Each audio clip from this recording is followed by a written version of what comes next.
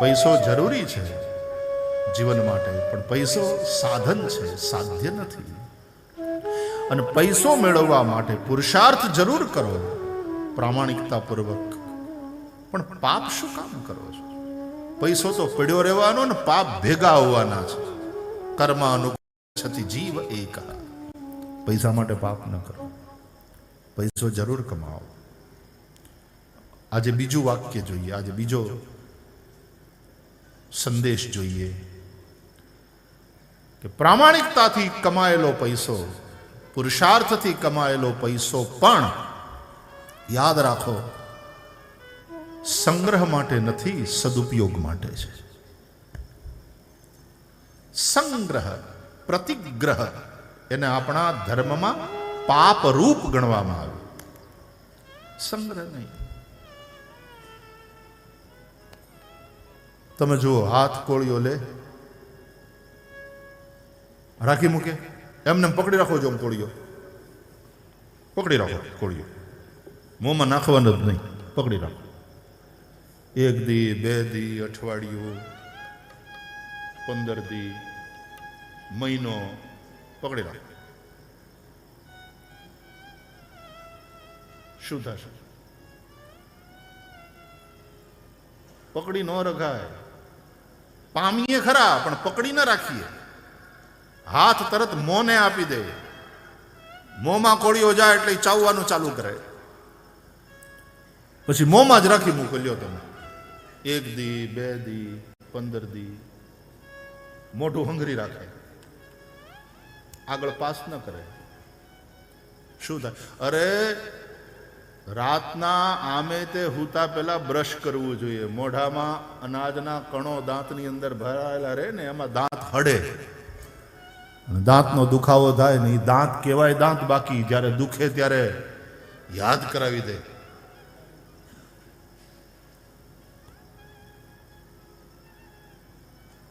એક જણો દાંતના ડોક્ટરની પાસે ગયો ને, પછી કે દાંત પાડવાના છે ડોક્ટર સાહેબ, બહુ દુખે. કયો? તો કે આ દાઢ. હા, કે પાડીએ, 250 રૂપિયા. ભલે કે કાંઈ વાંધો, બેહો. એની વાહે બીજા 2-3 બેઠા હતા. આને બેહો ખુરશીમાં, અને જે કંઈ કરવાનું હતું એ બધું ઇન્જેક્શન થોડું દઈને પછી ચીપીઓ લઈને એની દાઢ પકડીને જે આમ ખેંચીને, તો એવી જોરથી રાડ નાખી એને, આખું દવાખાનું ધ્રુજી ગયું. દાઢ તો નીકળી ગઈ. અને પછી બધું પોતા કરીને હરખું કર્યું. પૈસા ના આપવાના થયા ને, એટલે કે 1000 રૂપિયા લાવો. તો ડૉક્ટર સાહેબ તમે ફરી જાઓ છો, તમે 250ની વાત કરી હતી ને સીધા હવે 1000. તો ઓલા 3 ભાગી ગયા, એના કોણ દે? આ તારી રાડ સાંભળીને ઓલા 3 હતા એ મારા પેશન્ટ ભાગી ગયા, એના કોણ દે? કે હવે 1000 રૂપિયા એક દાંત કાઢવા. હેરાન કરી નાખે દાંત. ખાલી અનાજના થોડા કણો દાંતની અંદર ભરાયેલા રહે, અને એમાં ચોકલેટ કે સાકર, કોઈ મીઠાઈ, એવા કણો જો ભરાયેલા રહ્યા, ખતરનાક. દાંતનું એનેમલ છે ને, સાયન્સ એમ કહે છે, શરીર શાસ્ત્ર, કે દાંતનું એનેમલ, દાંતની ઉપરનું જે સફેદ પડ, એ તમારા શરીરનો સૌથી હાર્ડ પદાર્થ છે. તમારા શરીરનો સૌથી હાર્ડ પદાર્થ હોય તો એ છે દાંતનું એનેમલ. પણ જો અનાજના કણો એમાં ભરાયેલા રહે તો એવા સૌથી સખત પદાર્થ, એવા એનેમલને પણ એ ડેમેજ કરે છે, કાઢી નાખે. ટાટર એવું જામે. હંગરી રાખો. લ્યો મોઢામાં અનાજ, મોઢાને મળ્યું, હંગરવા હાટું નહીં, ચાવીને એને પાછું જઠરને પાસ કરવાનું છે. એમ જઠરાગ્નિમાં આવે એટલે તરત ચાલુ થાય એના કેમિકલ્સ અંદરના જે હોય પાચક રસો, એનું કામ કરે. એની અંદરથી રસો લઈ લે અને પછી પાછા આગળ. હવે પેટ પાછું પાસ ન કરે ને પેટ જ હંગરી રાખે તો શું થાય? આપણા વૈદો, આપણા જાણકારો એમ કહે છે કે બધાય રોગનું મૂળ કબજિયાત છે. પાસ કર્યા કરો, સંગ્રહ નહીં, પાસ કરો. એમ પૈસો પણ સંગ્રહ માટે નથી, પાસ કરો, પાસ કરો, સદુપયોગ કરો. એ તમારે પરમાર્થમાં પૈસો ન ખર્ચવો હોય તો લગ્નમાં જોરદાર લગ્ન કરો. પૈસો ભગવાને આપ્યો હોય ને તો જોરદાર લગ્ન કરો, કરોડો રૂપિયા ખર્ચો તમારે. સારું એ છે કે તમે લગ્ન કરો તો પછી હારો એવા સમૂહ લગ્નો કરો કે કેટલી ગરીબની દીકરીઓ, કેટલી એવી બાપ વગરની દીકરીઓ એને સાસરે વળાવો. પણ ઘણાને એ બધામાં રસ ન હોય તો કાંઈ વાંધો નહીં, પણ તારી પાસે પૈસો છે તો તું તારા દીકરા કે દીકરીના લગ્ન કરતો ધામધૂમથી કર. અને ભાગવતના મહાત્મ્યમાં તો લખ્યું છે કે ભાગવત કથાનું આયોજન કરે માણસ તો જેની તાકાત છે, જેની ફેર છે આપણી ભાષામાં, એણે પોતાના દીકરા કે દીકરીના લગ્નની અંદર જે રીતે ઉદારતાપૂર્વક દ્રવ્ય વાપરવું એ રીતે ભાગવતમાં પણ એ રીતે વાપરવું. આવું મહાત્મ્યમાં ચોખ્ખું. હું શ્લોક વાંચું, ઉભા રહ્યો ને. એ રીતે એણે દ્રવ્ય ખૂબ ઉદારતાપૂર્વક ખર્ચવાનું છે. ઉભા રહ્યો. Thank you.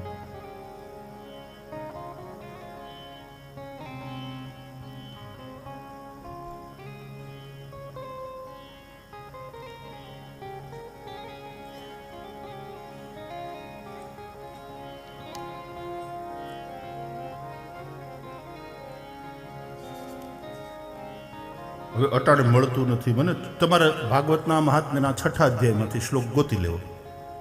6 અધ્યાયનું મહાત્મ્ય છે. અત્યારે સમય જશે.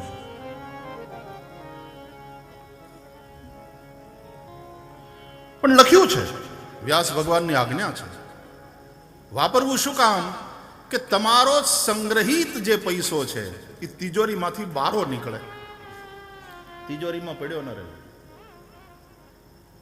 માંડપ વાળાને મળે, લાઇટ વાળાને મળે, કેટરર્સને મળે, માળીને મળે, ગ્રોસરી સ્ટોર વાળાને મળે. પૈસો ડિસ્ટ્રીબ્યુટ થાય, પૈસો ફરતો થાય. પૈસો જેટલો ફરતો રહે એટલી ઇકોનોમી તંદુરસ્ત રહે.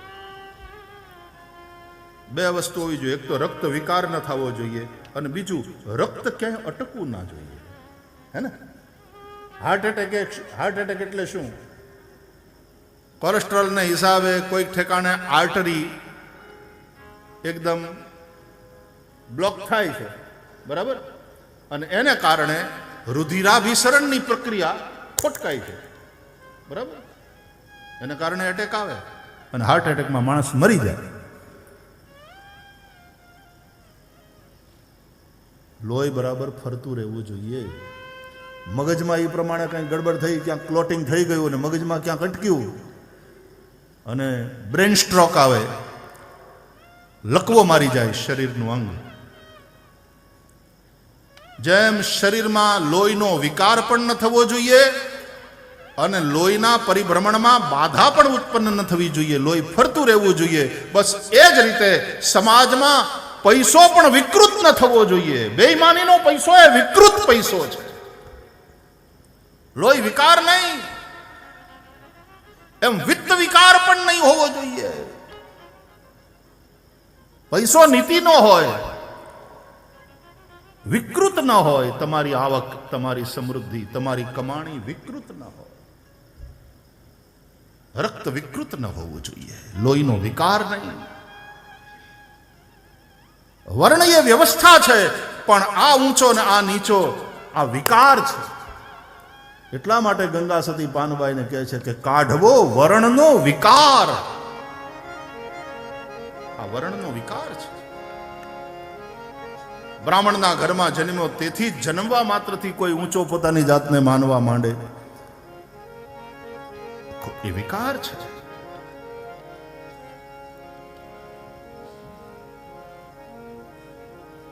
એ જી કાઢવો વરણનો વિકાર,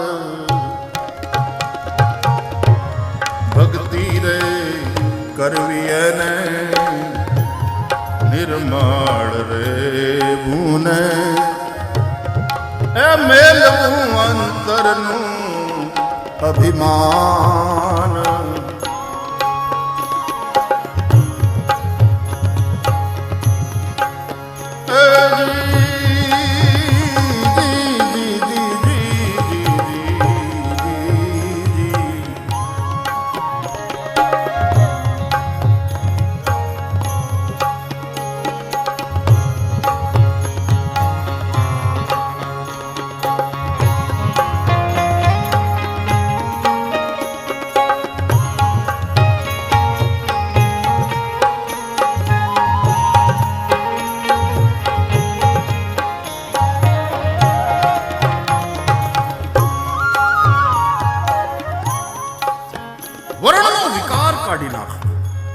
વર્ણ વ્યવસ્થા છે એને આપણે વિકારમાં બદલાવી નાખી.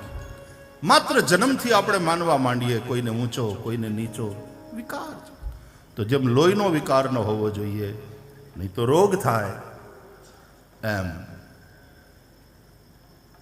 વિત્તનો પણ વિકાર ન હોવો જોઈએ. આજે તકલીફ એ છે, સમાજ દુઃખી એટલા માટે છે કે વિકૃત વિત્ત, વિકૃત ચિત્ત, વિકૃત પિત્ત, વિકૃત પિત્તને કારણે ચામડીના રોગો થાય. જેટલા ચામડીના રોગો છે એ બધા પિત્ત જ છે. તો વિકૃત પિત્ત, વિકૃત વિત્ત પૈસો અને વિકૃત ચિત્ત, એને કારણે તો બલાત્કારો થાય છે, પશુ થઈ જાય છે માણસ. અરે માણસ, બલાત્કારી માણસને પશુ કેવો નહીં, પશુને ગાળ દેવા બરાબર છે. કે પશુ બલાત્કાર નથી કરતા, પશુની સૃષ્ટિમાં ક્યાંય બલાત્કાર છે જ નહીં. આ વિકૃત ચિત્તમાંથી ઉઠેલા ઉપદ્રવો છે. અને બીજી બાજુ ચિત્તને બોલે યોગસ ચિત્ત વૃત્તિ નિરોધ, એ ચિત્ત વૃત્તિનો નિરોધ પરમ તત્વમાં એ યોગ છે. પરમ તત્વ સાથે જોડાઈ જાય માણસ, યોગી બને. પેલો યોગી છે અને આ ભોગી છે.